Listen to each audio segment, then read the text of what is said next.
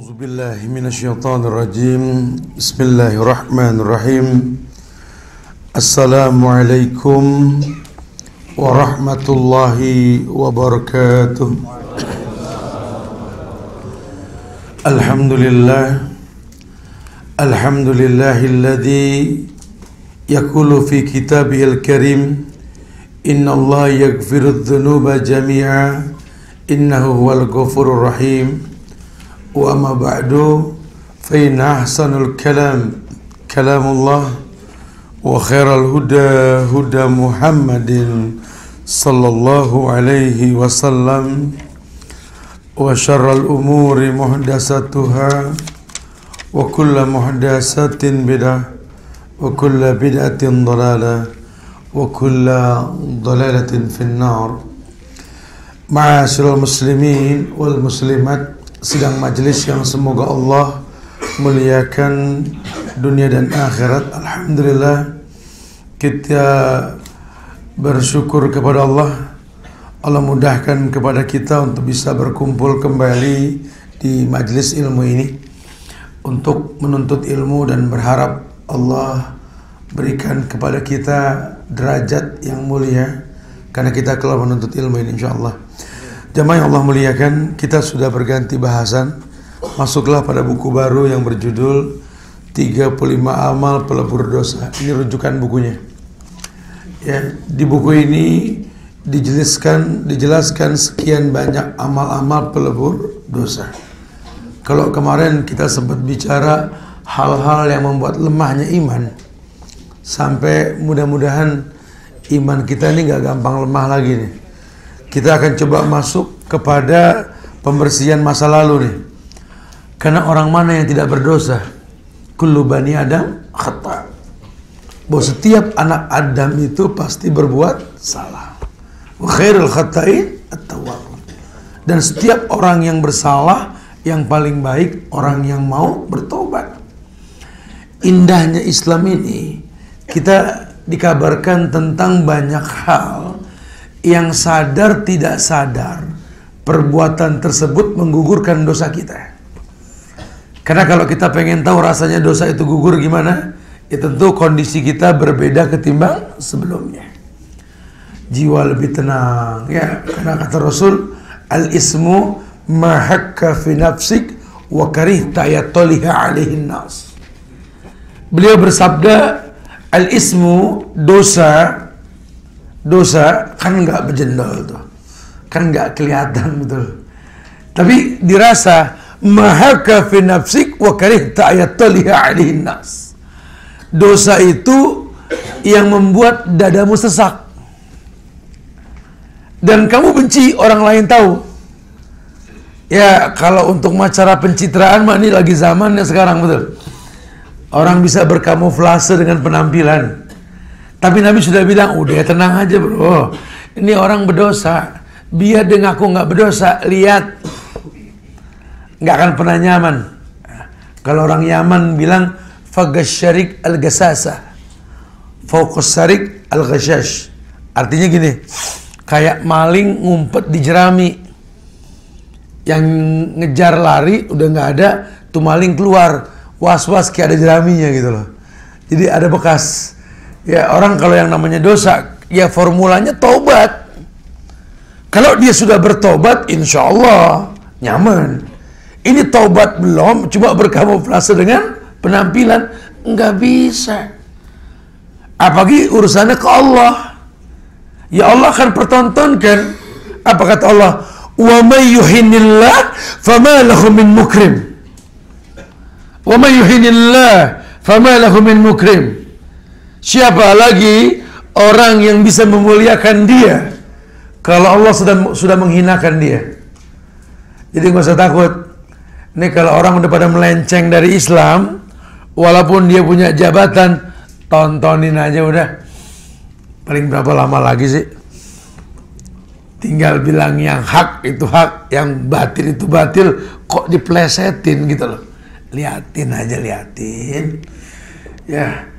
Allah tidak akan pernah bisa memuliakan dia walaupun hafal Quran, mukanya itu kusam. walaupun kelihatan punya title di depan dan belakang nama dia, tetap keputusannya melenceng dari yang namanya Islam. Nuwallihi matawalla, kan kupalingkan dia sejauh mungkin. Lihatin, Allah bakal pertontonkan aibnya nanti. Nah, di buku ini nih banyak nih tentang pelebur-pelebur dosa nih. Ada 35 sih tertulis di sini, sebenarnya banyak lebih. Buku aslinya itu tebal sekali, ada wadawa itu ya. Ini di Kutaib buku kecil ini ditulis cuma 35. Jadi kalau yang nggak masuk jangan merasa aman. Ya. Mungkin emang nggak ketulis sama yang nulis nih. Ya, yang pertama, pelebur dosa yang pertama adalah masuk Islam secara kafah. Alasannya apa, Ustaz? Hadis Nabi riwayat Imam Bukhari dari sahabat Abu Sa'id Al-Khudri radhiyallahu anhu, annahu yaqul anna Nabi sallallahu alaihi wasallam qala, dia pernah mengatakan bahwa Rasul pernah bersabda, idza aslamal abdu aslama yuslimu islaman, artinya orang yang masuk keselamatan atau masuk Islam. Idza aslamal abdu, kalau ada seorang hamba yang masuk Islam. Tapi terjemahan ini nggak pas nih. Apabila seorang masuk Islam, padahal di sini al-abdu, orang dikatakan abdu, hamba, kalau sudah Islam. Nah, jadi ini memang butuh penafsiran nih. Idza aslamal abdu lebih kepada orang Islam yang pernah berbuat dosa. Jadi dia Islam sudah, cuma kan dia manusia. Dia cuma salah letak kalimat saja. Dia selalu berkata, iya, saya memang seorang muslim, tapi kan saya pejabat. Salah kan ngomong begitu? Iya, Ustaz, saya memang Islam, tapi kan saya lurah. Iya, saya Islam, tapi kan saya camat. Betul, saya seorang muslim, tapi kan saya seorang suami. Masya Allah. Terus maksudnya apa nih?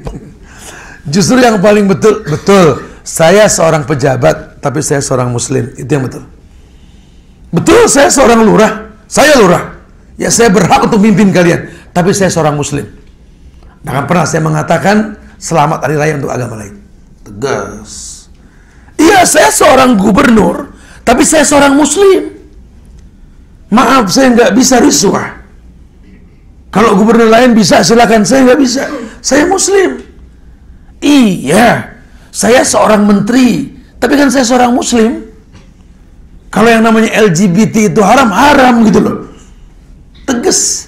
Iya, saya seorang presiden, tapi kan saya seorang muslim gitu loh. Yang namanya PKI terlaknat sudah. Tegas-tegesan. Nggak usah orang Islam minta maaf sama PKI, apa urusannya? Kalau ingat Islamnya gitu loh ya. Makanya Islam jangan dinomor duain. Islam di kedepan ini. Iya, saya seorang polisi, Pak, tapi saya seorang muslim. Orang mau nyogok di jalan tuh, bukan celaka-celinguk, cari aman. Kemon. No, yang di atas ngelihat. Amin teman pisama ayursilalaikum hasiban fasata'lamuna kaifa nadir. Ada ayat yang kita baca rutin tuh kalau mau tidur tuh. Apa kalian merasa aman dengan Allah yang di atas langit? Enggak aman. Allah ngelihat kita. Ini ruang kantor, temen nggak ngelihat.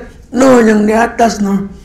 Makanya akidah jangan dirubah. Allah fis sama, bukan di mana-mana. No, di atas langit. Ya, ngelihat semua yang kita lakukan. Idza aslamal abdu. Abdunya pakai alif lam lagi, betul. Artinya hamba yang jelas kehambaannya. Dia seorang ustadz, dia seorang ulama, dia manusia, dia guru, alim lah. Tapi kan dia manusia. Dia berbuat salah, aslamahuwa. Kemudian dia perbaiki. Kok saya sudah ngerti agama bisa berbuat salah? Fa aslamahuwa. Dia perdalam. Oh iya, ternyata agama berkait dengan iman. Kalau iman lagi naik, agama berfungsi. Tapi kalau iman lagi turun, biar 17 rakaat sehari semalam dia kerjain, nggak ngaruh, tetap aja maksiat. Ya. Aslamal abdu fahasuna islamuhu, bukan wahasuna. Fahasuna artinya dia membaguskan keislamannya, dia bertobat, dia langsung bagusin Islamnya. Yukaffirullahu anhu kulla syai'atin kana zalafaha, maka Allah akan menjadikan yang dia lakukan ini yukaffir, ay menggugurkan, kulla syai'atin, setiap syai'ah, dosa yang dia lakukan, kana zalafaha, yang sudah lampau. Jadi indahnya Islam ini kan dikuatkan nih sama hadis lain, bahwa Allah catat amalan seseorang itu setelah dia bertobat, bukan dulu ketika dia berdosa. Jadi kalau ada orang berbuat dosa selama 60 tahun, umur 61 tobat dengan tobatan nasuha, Allah baru catat tuh dari umur 61-nya. Masya Allah. Asik ya? Oh enggak, berarti saya dosa dulu, enggak begitu ya. Ini contoh. Kalau orang bisa begitu dipanjangin, kita kan belum tentu umur ya. Ya umur nggak nunggu tua, ya umur nggak juga muda. Kalau naik pesawat bisa mati bareng, kan nggak tahu gitu ya. Fahasuna islamuhu yukafirul anu kulla kana zalafa. Jadi kalau dia mau membaguskan Islamnya dan dia memang betul-betul tunduk patuh kepada Allah dengan aturan main agama, maka Allah jadikan apa yang dia lakukan ini penghapus dosa di masa lalu. Wa kana ba'da dzalikal qisas, baru setelah itu dilakukanlah pembalasan. Ya, pembalasan itu ya pahala tadi. Dulu waktu seumur hidup dia berbuat maksiat, sekarang tobat. Dulu nggak dihitung karena dia sudah tobat. Baru nih sekarang nih. Nah, bagaimana kisahnya? Al-hasanatu bi asri amsalihah. Allah akan jadikan satu kebaikan yang dia lakukan seperti 10 kebaikan yang dia kerjakan. Bahkan sampai sab'i mi'ati di'fin, sampai ada yang 700 kali lipat. Illa ayatajawazallahu anha, kecuali kalau Allah mengampuninya. Artinya begini, dosanya juga sama dilipat gandakan, kecuali kalau Allah ampunkan dia. Makanya hadis ini sering diterjemahkan, kalau ada orang Islam yang berbuat dosa besar, dia meninggal dalam kondisi berdosa, tapi dia nggak berbuat syirik, tetap dia nggak kekal di neraka. Karena doa anak bisa masuk ke lubang kubur. 40 orang soleh memberikan syafaat, doanya mustajab. Kita ini penting nih, mumpung masih hidup, cari teman baik sebanyak mungkin. Jangan cari musuh, cari teman baik sebanyak mungkin. Paling tidak 40 orang lah kata Rasul. Kenapa? Karena doanya mustajab.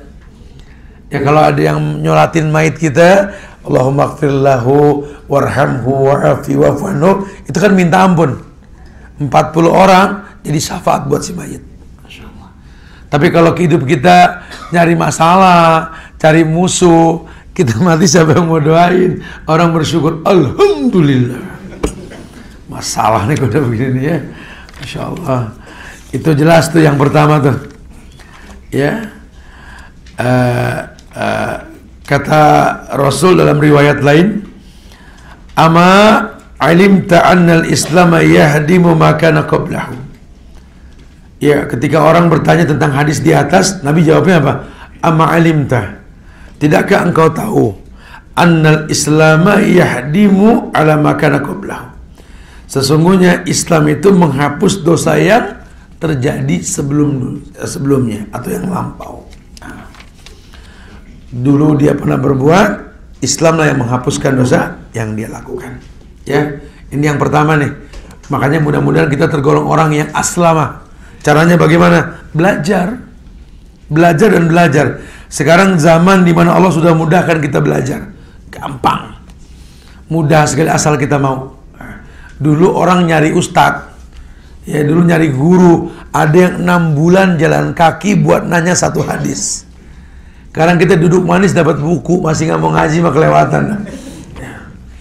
Ya, dia duduk manis dapat buku, nggak beli asal mau. Ya, ini sampai kita nggak bisa mah kelewatan ini. Ya, saya sempat sampaikan pula kemarin, saya ngelihat sendiri di depan mata saya itu ya, ada Quran 80 kali 80 yang diserahkan ke Museum Quran.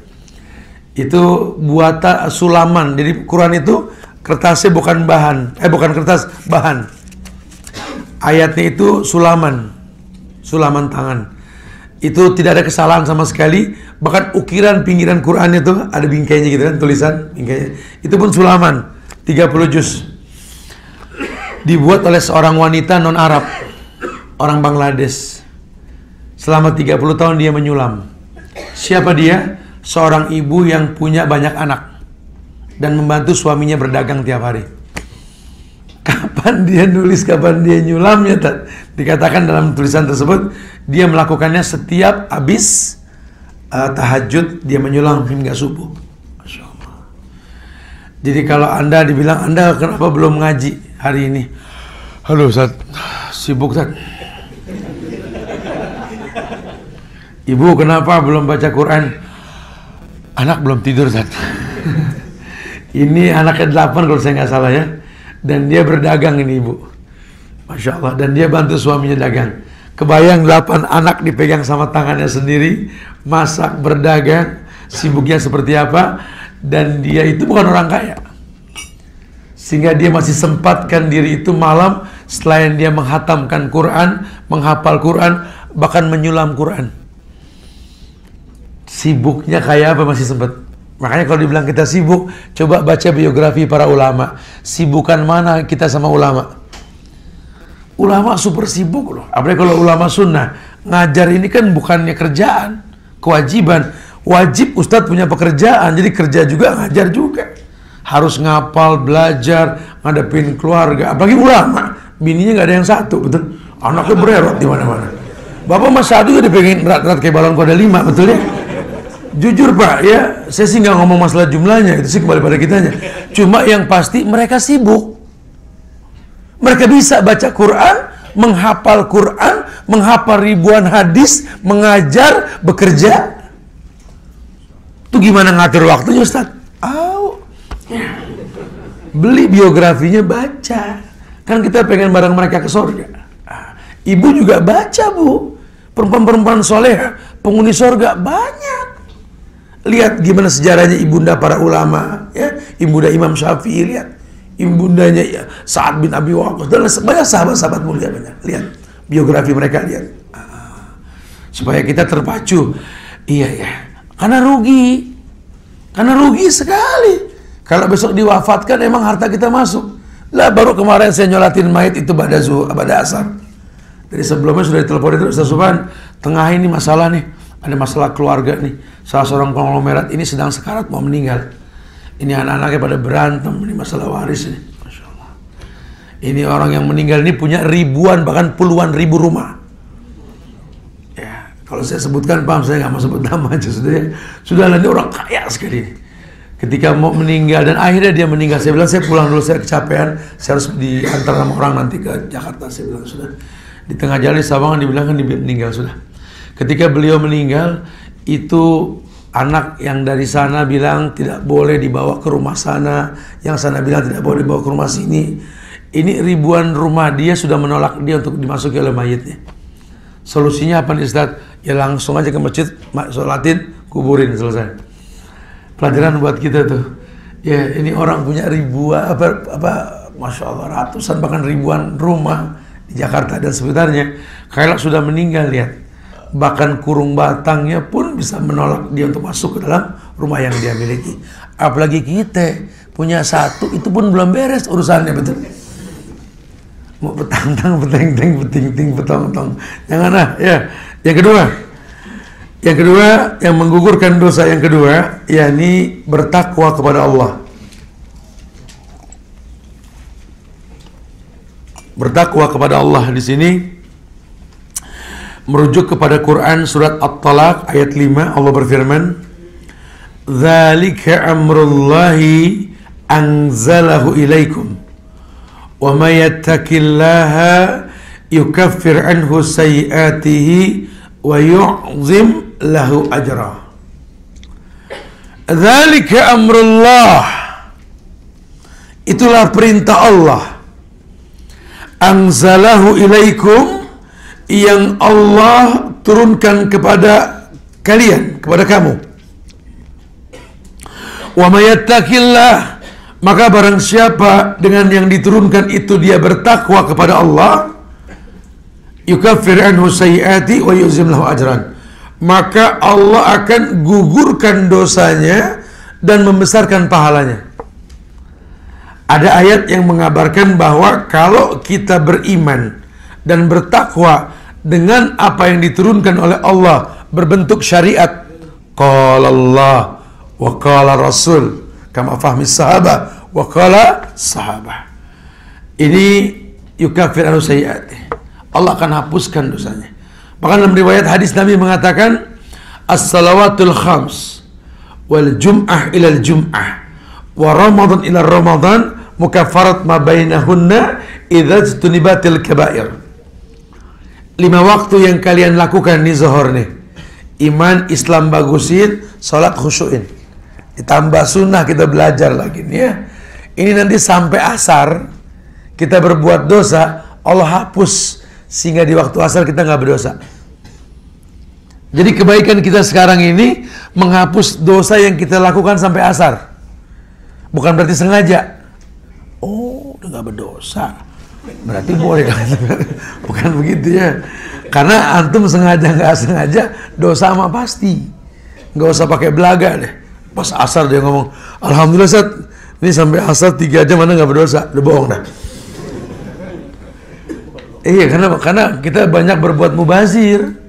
Ya, antum banyak berbuat mubazir, dosa gak? Dosa. Kan antum akadnya kerja, bukan ngerumpi. Betul? Ini yang gampang ini dah. Ya. Akad antum sama Pertamina kan kerja, bukan ngerumpi. Disiplin aja sendiri. Ini kerja, akadnya kerja, prakteknya gosip. Ngomongin presiden mulu sama partai. Musim bola ngomongin bola mulu. Ya bukan berarti kita nggak boleh ngobrol. Ya, selama memang nggak menzolimi waktu, silakan saja. Perusahaan juga kurang lebih paham lah ya. Tapi kalau sampai banyakan ngobrol sama kerja mah kebangetan. Takutnya nih hasil kita nggak ngefek gitu loh. Karena kalau kerja dengan cara yang betul, hasilnya betul, nikmatnya tuh betul. Tapi kalau sudah kerjanya salah, hasilnya betul, semuanya betul, akan ada kerusakan. Apa? Talbis. Karena bercampur dengan yang tidak baik. Ini orang pasti berdosa. Nah, dosa-dosa kayak gitu tuh. Nah, itu dirontokin sama ibadah zuhur kita yang bagus nih. Ya. Jadi kalau belum antum sampai maksimal banget wudu, iya dong, persiapan dong. Syarat salat kan wudu. Makanya wudu harus maksimal, bro. Sholat juga yang tumakninah. Kenapa tuh? Ya selain pahala yang kita dapat, ana khawatir nih sampai asar saya berbuat dosa. Nabi bilang, kalau zuhur saya bagus, maka bisa ngapus dosa sampai asar. Gitu. Wal jum'ah ilal jum'ah, dan Jumat ketemu Jumat, sepekan. Wal jum'ah ilal jum'ah, sepekan loh ini. Kalau Jumatnya bagus, betul rapi, sampai Jumat yang akan datang itu pelebur dosa. Gimana dikatakan Jumat itu bagus? Ada intizar. Ayo, jangan nunggu khotib naik mimbar. Nggak Jumatan bro, ntar belum ajan. Ajan kan khotib naik mimbar, udah selesai dah, pahala dibawa sama malaikat. Ya sebelum azan datang, buru-buru amat sih. Jumatan nih sebelum ajan, begitu yang betul. Ini enggak, pojokan masih ngelepus. Enggak Jumatan, nanggung belum merek, gitu katanya. Aduh, kita yang sakit, kita yang rusak, rokok yang punya universitas noh di Pancoran, Sampurna.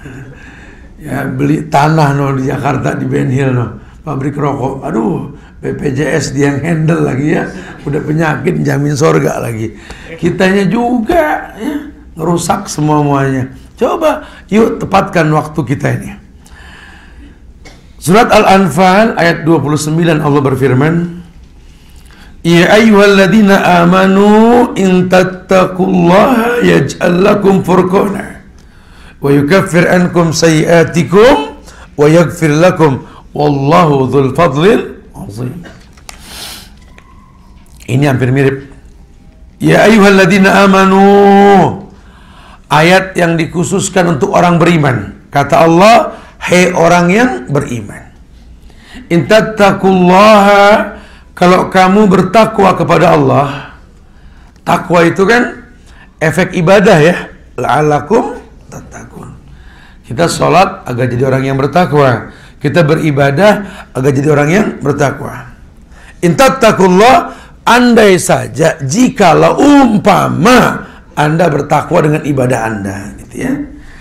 Yaj'al lakum furqanan, ibadah Anda itu bisa membuat kamu punya furqan. Furqan apa? Pembeda. Ini kan zaman pencitraan sama kita remeng nih. Ya, antara baik benar kita dibikin bingung sekarang. Kalau saya bilang salah, yang ngomong menteri. Saya bilang benar, emang bertentangan dengan kitab suci. Saya bingung nih, Ustaz. Saya bilang ini salah, tapi kata dia betul. Saya pelajari ternyata salah. Saya dibikin bingung. Iya. Bagaimana solusinya? In tattaqullah yaj'al lakum furqanan. Coba deh, bagusin ibadahmu. Kalau ibadahmu sudah bagus, Allah kasih furqan sama kamu. Kamu punya apa ya? Punya kemampuan untuk bisa membedakan. Feelingmu kuat gitu loh. Iya sih, saya nyaris nggak ngelihat salahnya, Ustaz. Tapi hati saya nggak mantep. Ini furqan. Allah jaga. Ya, karena ini banyak dibedakin ini. Riba dibedakin gitu ya. Maksiat dibedakin. Jadi sampai kadang-kadang kita bingung. Dikemas, ini dosa dikemas sekarang. Berbentuk maksiat-maksiat. Soalnya ya Allah, kemarin kan saya ke Lombok tuh ya. Ke Sembalun ya. Masya Allah, itu di tempat kawasan gempa itu, yang paling depan itu ada perumahan-perumahan yang dibuat untuk alternatif gempa ini. Bagus-bagus, mewah. Dari baja ringan dasarnya itu ya, dibuat. Nah, kalau agak ke dalam lagi sederhana tuh bangunannya. Ini yang bagus-bagus, siapa yang bikin? Saya tanya sama pemandu saya itu. Ini dari bank-bank konvensional, Ustaz. Oh, Masya Allah, di depan. Ada berapa ratus rumah dibikin ini. Banyak sekali, oh Masya Allah. Tapi ya begitu, Ustaz. Rakyat, masyarakat yang mau menempatkan tempat ini dikasih syarat. Harus jadi anggota bank tersebut. Astagfirullah. Bahkan dalam kondisi mereka menderita pun disuruh makan riba. Ini kan kacau ini. Ya, rakyat paham, yang ngerti paham, dan karena rakyat ngomong langsung ke kami bicara. Apa hukumnya, Ustaz? Kami butuh bantuan tapi diberikan syarat. Buat Anda sih darurat. Ini yang ngasih syarat zolim.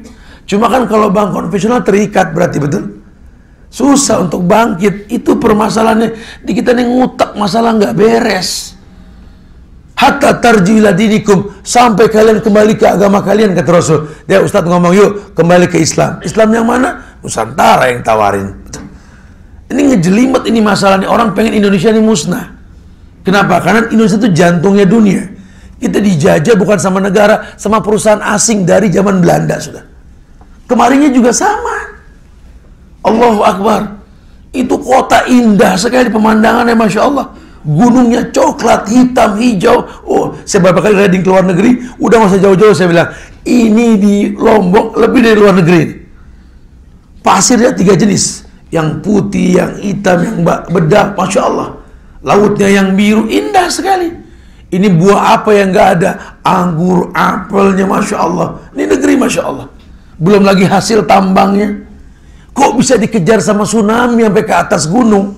Saya pikir ini vulkanik. Karena kan di atas 3000 meter permukaan laut dong. Vulkanik, ini Gunung Rinjani, marah ini. Udah pasti. Ternyata saya salah. Itu tetap tsunami. Oh, teringat kasus Nabi Nuh. Bahkan sampai ujung gunung pun tsunami ngejar dia, betul? Kenapa? Karena yang punya bumi marah. Mantan preman kita kumpulin dah. Sini ada mau ngomong itu semua. Yang kupingnya gayung masuk. Ya, lubangnya gede bro. Banyak cerita deh tuh ya. Aneh kepala parkir nih Sat. Aneh dulu gini-gini. Aneh nih jagain orang-orang parkir buat buka tenda di atas-atas. Itu semua dosa dan maksiat. Masya Allah. Sekarang didik kami tauhid Sat, supaya kami bisa jaga kota kami nggak berulang lagi kasus seperti ini. Masya Allah. Kira-kira saran antum apa? Saran saya sih, udahlah kita nggak usah ngandelin pemerintah. Kita bikin pencitraan baik buat pemerintah sudah. Bagaimana? Lombok wake up, bangkit. Caranya bagaimana? Bikin tempat pariwisata syar'i. Maksudnya gimana Ustaz? Bekas-bekas kejadian ini dibikinkan tempat pariwisata. Ini taman azab, taman bala, taman ini. Jadi kalau nanti pengunjung datang kita tinggal ngomong, baiklah para pengunjung sekalian, di hadapan kalian ini pemandangan indah, pernah terjadi azab. Kenapa? Karena di sini ada LGBT, di sini ada maksiat. Boleh. La ayatin liqaumin yatafakkarun. Ada pelajaran buat orang yang akan datang. Kalau tidak orang lupa pernah ada azab. Kayak kita ngulang baca Quran sehingga kita ingat ada tsunami zaman Nabi Nuh kan? Baca Quran, lihat azab zaman Nabi Lut. Allah murka sama orang yang suka dengan sejenis, betul? Kita cuma kurang baca. Amerika kasih piala award, kurang baca nih orang. Kalau dia baca, dia tahu laknat nggak berubah. 14 abad yang lalu laknat, sampai turun Dajjal pun laknat, nggak berubah. Ayat sudah nggak berubah. Yang berani merubah ayat cuma siapa? Syiah. Lagi-lagi Syiah kebongkar aibnya, betul? Walaupun dia berkamuflase dengan penampilan, sudah. Yang berani merubah ayat cuma Syiah. Laknatullah ala Syiah. Ini terjadi di negeri kita, terjadi ini. Ya, cuma Allah akan jaga negeri ini. Ulama sudah kasih bocoran. Negeri ini merdeka atas berkat rahmat Allah. Yang mesti kita jaga rahmat Allah supaya tetap ada. Caranya tegakkan la ilaha illallah. Jadi kalau kita mengaku cinta tanah air, tegakkan la ilaha illallah. Bukan mencaci maki, menghujat, bukan. Ya tetap fokus. Kita butuh orang yang bisa menjadi sabab turunnya keberkahan. Berkahnya makmum tergantung imam, tapi imam tergantung makmum. Kalau makmumnya pinter, yang diangkat orang. Tapi kalau makmumnya nggak paham, yang diangkat yang kurang lebih. Nah, kita butuh itu aja wasilah.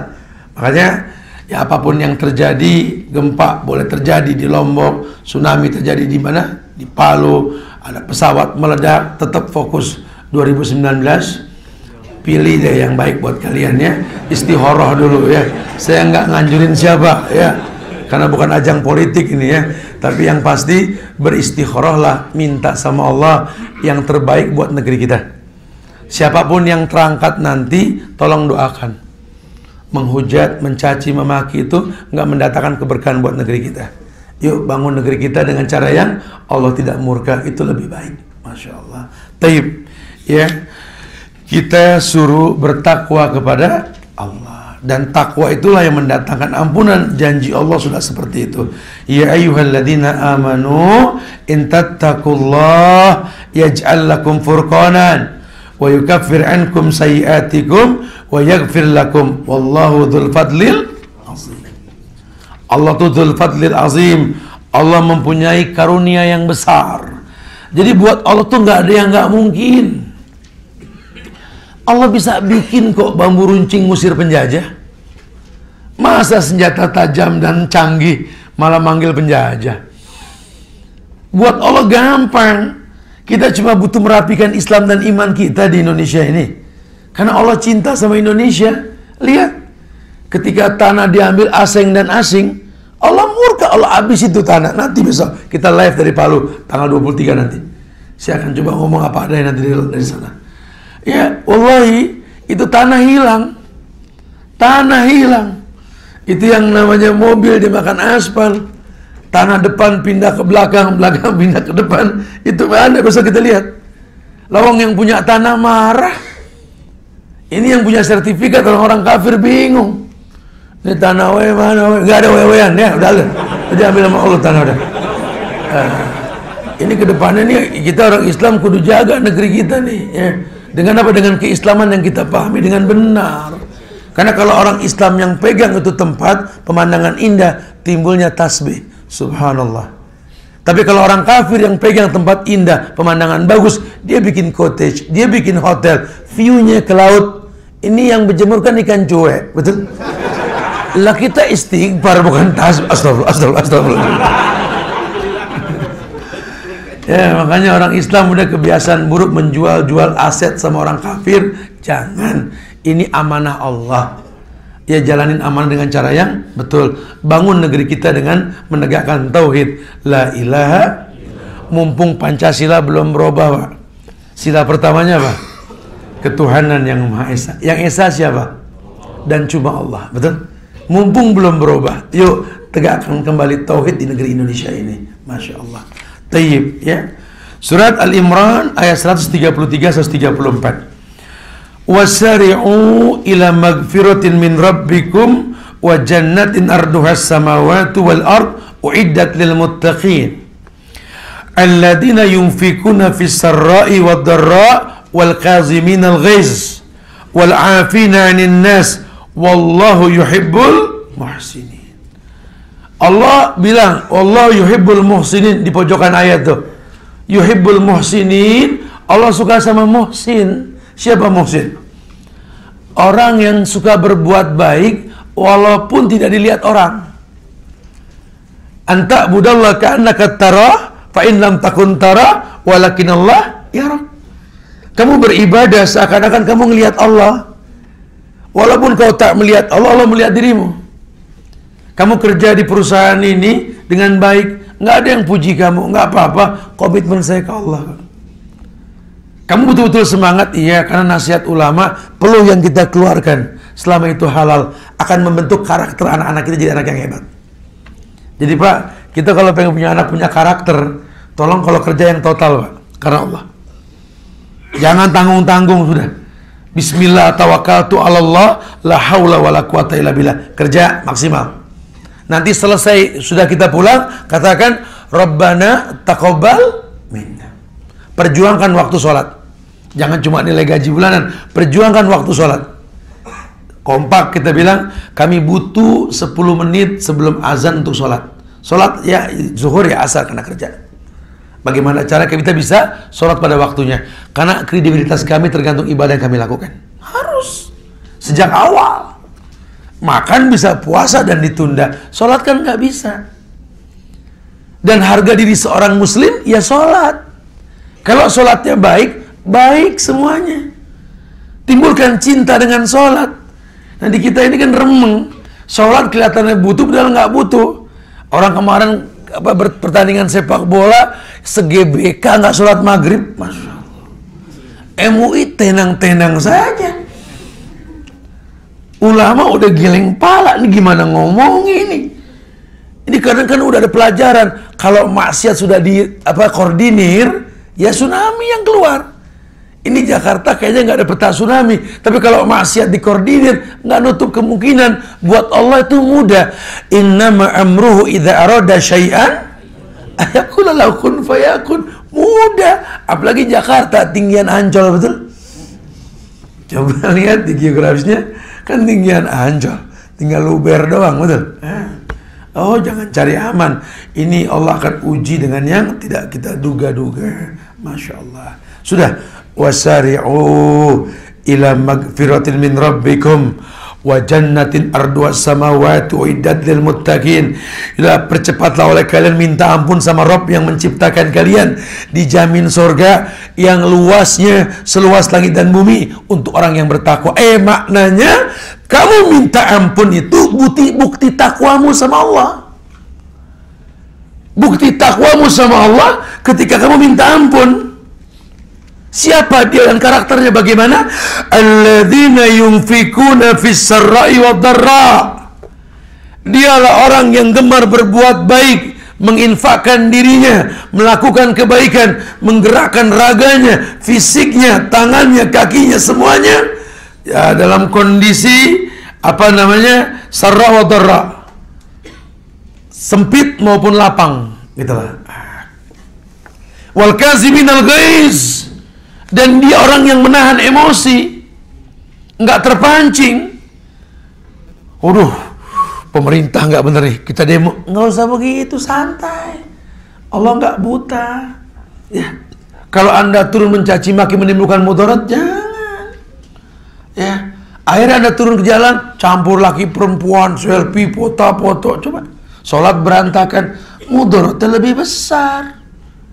Kalau orang yang berilmu yang turun langsung nemuin presiden, silakan. Ini kan orang bodoh nggak berilmu ikut-ikutan. Sampai gara-gara ini semua banyak yang nggak sholat, yang mau tanggung dosa siapa? Kasih minal gais, jaga emosimu, kontrol. Wal afina 'anil nas, gampang maafin orang. Ini aki-aki dia tuh model-model nih semua nih. Yang bilang Islam Nusantara, yang bilang apa namanya, macam-macam lah. Ini rata-rata aki-aki semua nih. Yang kita nggak tahu paling umur sekali pemilu lagi nih, kita nggak paham. Tapi ya sudah, kita doain deh. Semoga Allah kasih hidayah insya Allah ya. Karena dia kan manusia bisa khilaf ya. Udah, ya mau bilang apa? Ingetin Pak, ya Allah Pak. Kita yang 3 kali pemilu aja udah takut ini. Ini apalagi Bapak yang sekali pemilu, saya pesimis Pak. Ya, masa nggak takut sih? Ya, tolonglah ya, jangan sampai datang diantar pakai mobil mewah, pulang pakai kurung batang nih. Bertobatlah kepada Allah. Wal afina 'anil nas, gampang maafin. Allah yuhibbul muhsinin. Allah suka sama orang yang berbuat ihsan, berbuat baik. Nah, kitanya harus biasakan jadi orang yang gemar berbuat baik. Ayat yang terakhir Al-Ahzab ayat 70-71. Sama untuk orang yang beriman. Ya ayyuhalladzina amanu, orang yang beriman, ittaqullah. Maknanya orang Allah perintahkan bertakwalah kamu. Siapa yang disuruh bertakwa? Yang ya ayyuhalladzina amanu, yang beriman. Kita nggak bisa suruh orang beriman kalau dia nggak, suruh orang bertakwa kalau dia nggak beriman, nggak bisa. Nyuruh orang sholat nggak tahu agamanya, belum tentu nurut. Ya, tolong kita kalau ngajak sholat temen yang jelas agamanya. Ini kalau sholat, kafir. Yang kafir nengok semua begini, waduh. Ini orang galak amat, yang begini nggak minum madu nih, makan tahun nih, galak ya. Ya, kalau mau nyuruh bertakwa, beribadah ke orang, lihat. Ini jelas teman saya orang Islam nih, Zat. Agamanya bagus. Tegur, sholat dong yuk, bareng-bareng yuk. Ente sholat dapat pahala nih. Masya Allah. Ngaji. Boleh, jelas. Bagus, nggak ada masalah. Yang nggak mendatangkan mudarat. Ya waladina amanu taqullah wa qulu qawlan sadida. Bertakwa kepada Allah, katakan perkataan yang benar. Maknanya orang bisa jujur kalau dia bertakwa. Orang bisa bertakwa kalau dia beriman. Sekarang kita gimana mau punya pejabat jujur kalau sholatnya berantakan? Boleh dites loh. Ya harus tahu. Bahkan dalam sebuah riwayat 40 hari orang sholat berjamaah tidak meninggalkan takbir bersama imam, dipastikan tidak punya sifat munafik. Saya lagi berdoa sama Allah nih, mudah-mudahan nih kita bisa kompak orang Islam, kasih syarat seorang presiden 40 hari sholat berjamaah, tidak ketinggalan takbir. Lulus, ini bukan munafik nih kalau begini gitu ya. Karena kita butuh orang yang seperti ini. Jangan antara ucapan dengan perbuatan beda. Standarisasinya Quran dan Sunnah. Kalau mayoritas Islam, kalau Islam kompak melotot, nggak gemeter semua. Ini Islamnya remeng, itu masalahnya. Ngaku hamba Allah, nggak hafal nama Allah. Ya kasus kita nih, ngaku pengikut Muhammad, tapi nggak ngerti yang Muhammad perintahkan, remeng. Anak hamba Allah nggak hafal nama Allah nggak? Belum. Ini nggak bisa begitu. Oh kalau anak sih yang penting Muhammad lah, Muhammad dihina, anak marah. Siapa Muhammad? Ya Nabi. Siapa? Nama hilang suaranya. Nggak tahu konsekuensi mengatakan Muhammad sebagai Nabi dan Rasul. Ya susah. Akhirnya buruk lah yang terjadi. Itu yang kita nggak inginkan seperti itu. Yuslih lakum a'malakum. Kalau kamu bisa kayak begitu, amal perbuatanmu yuslih. Allah jaga, Allah kritisi. Wa yaghfir lakum dzunubakum, Allah ampunkan dosa kalian. Wa may yuti'illah wa rasulahu faqad faza fawzan 'azima. Barang siapa yang patuh dengan Allah dan Rasulnya, Allah telah berikan kemenangan yang benar, yang agung, kemenangan yang besar. Masya Allah, ya. Semoga Allah golongkan kita, insya Allah. Ya, silakan yang mau ditanya. Akhiru da'wana alhamdulillahirabbil alamin. Naam. Fadhal. Ada yang nggak dipahami mau ditanyakan, silakan.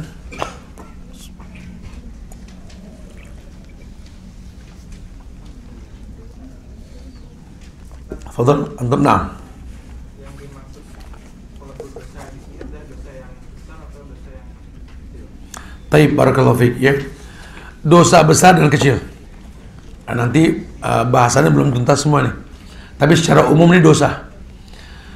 Jadi dosa besar yang pernah kita lakukan sama Allah, kalau kita mau bertobat dan membaguskan tobat kita, walaupun kita mantan pembunuh, mantan orang nggak baik, Allah hapuskan dosa kita. Ya, seperti itu. Karena ini kan ayat turun di zaman sahabat yang dulu dia macam-macam karakternya sebelum masuk Islam. Waduh, sahabat Nabi nggak ada yang nanggung-nanggung preman dulu. Makanya ketika tobat itu orang-orang Quraisy gemeter semua. Taib. Ya.